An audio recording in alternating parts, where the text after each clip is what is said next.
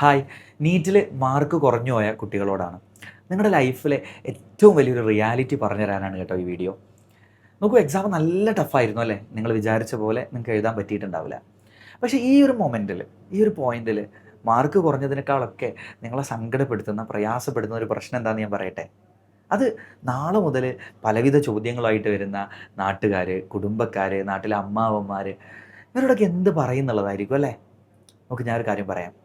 നമുക്കങ്ങനെ നീറ്റ് കിട്ടിക്കഴിഞ്ഞാലേ ആൾക്കാർ ഭയങ്കരമായിട്ട് നമ്മളങ്ങനെ പൊക്കി പറയും. അഥവാ കിട്ടിയില്ലെങ്കിലോ ആരോടായാലും ഇവർ പറയാം, എപ്പോഴും പറഞ്ഞതല്ലേ പോണ്ടാന്ന്, ഭയങ്കര ടഫ് എക്സാം അല്ലേ, നമുക്കൊന്നും കിട്ടൂല, ഈ ഒരു രീതിയിലൊക്കെ പറയും. നമ്മുടെ അച്ഛനോട് അമ്മയോടൊക്കെ അവരെവിടെയെങ്കിലൊക്കെ പോകുമ്പോൾ ഇതേ സംസാരങ്ങൾ ആളുകൾ പറഞ്ഞുകൊണ്ടിരിക്കും. കിട്ടിയവർ ഭയങ്കര പൊക്കി പറയും. എന്നിട്ടോ നിങ്ങൾ MBBS കിട്ടി, ഇനിയിപ്പോൾ MBBS ജോയിൻ ചെയ്താലോ? പിന്നെ നിങ്ങൾ കാലാകാലം കേൾക്കാൻ പോകുന്ന ചോദ്യം എന്താ അറിയോ? കഴിയാനായില്ലേ കോഴ്സ്, ഇപ്പോഴും കഴിഞ്ഞില്ലേ എന്നായിരിക്കും. ഇനി MBBS കഴിഞ്ഞാലോ? പിന്നെ ചോദ്യം, PGക്ക് പോകണില്ലേ? ആ, PG കിട്ടിയില്ലേ? നമ്മളിഷ്ടമല്ലേ നമ്മൾ PGക്ക് പോകേണ്ടത്? ആൾക്കാർ ചോദിച്ചുകൊണ്ടിരിക്കും. ഇനി PG കിട്ടിയാലോ? സൈക്കാട്രി എടുത്ത് അതിൻ്റെ മെഡിസിൻ കിട്ടാഞ്ഞ്, അല്ലെങ്കിൽ അതിൻ്റെ ഇന്ന് കിട്ടാഞ്ഞ് ചോദിച്ചുകൊണ്ടിരിക്കും. ഇനി PG കഴിഞ്ഞാൽ സൂപ്പർ സ്പെഷ്യാലിറ്റിക്ക് പോകണില്ലേ ചോദിക്കും. സൂപ്പർ കഴിഞ്ഞാലോ?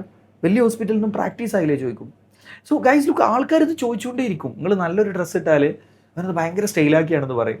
മോശം ഡ്രസ്സ് ഇട്ടാൽ, അല്ലെങ്കിൽ നിങ്ങൾക്ക് കംഫർട്ടബിൾ ആയതൊന്നിട്ടാൽ എന്ത് ലോക്കൽ കോലത്തിലാണ് വന്നതെന്ന് പറയും. നിങ്ങളൊന്ന് നന്നായിട്ട് ചിരിച്ചാൽ ഇവൻ എന്ത് ഹൈപ്പറാണെന്ന് പറയും. ഒരു ഇച്ചിരി ഒന്ന് നിങ്ങൾ എന്തെങ്കിലും ആണെങ്കിൽ അവന് ഡിപ്രഷനാണെന്ന് പറയും. ആളുകൾ പറഞ്ഞുകൊണ്ടേയിരിക്കും. അപ്പോൾ ആളുകളെ മൈൻഡാക്കിയിട്ട് ജീവിക്കുക എന്നുള്ളത് ഒരിക്കലും പോസിബിൾ ആയിട്ടുള്ള കാര്യമല്ല.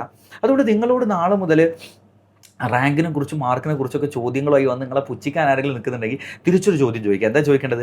ചേട്ടൻ റിപ്പീറ്റ് ചെയ്തിട്ടുണ്ടോ? ചേട്ടൻ ഏതൊരു മത്സര പരീക്ഷ ഇങ്ങനെ പഠിച്ചിട്ടുണ്ടോ? അങ്ങനെ പഠിച്ച ആളുകൾ നിങ്ങളോട് ഒരിക്കലും പുച്ഛിച്ച് ചോദിക്കില്ല. അവർക്ക് അറിയാം ഇതൊരു മത്സര പരീക്ഷയാണ്. നിങ്ങൾ കഴിഞ്ഞൊരു വർഷം നിങ്ങൾക്ക് 2 ഓപ്ഷൻ ഉണ്ടായിരുന്നു. ഒന്നുകിൽ +2 കഴിഞ്ഞ് ഏതെങ്കിലും ഡിഗ്രിക്കൊക്കെ പോയി അടിച്ച് പൊളിച്ച് നടക്കാമായിരുന്നു, അല്ലെങ്കിൽ ഹാർഡ് വർക്ക് ചെയ്ത് എൻട്രൻസ് കോച്ചിങ് ചെയ്യാമായിരുന്നു. നിങ്ങളതിൽ ആ ഹാർഡ് വർക്ക് ചൂസ് ചെയ്ത, ആ ഒരു സ്ട്രഗിൾ ചൂസ് ചെയ്ത ആളുകളാണ്. അവിടെ തന്നെ നിങ്ങൾ വിജയിച്ച് കഴിഞ്ഞിട്ടുണ്ട്. And that's the success.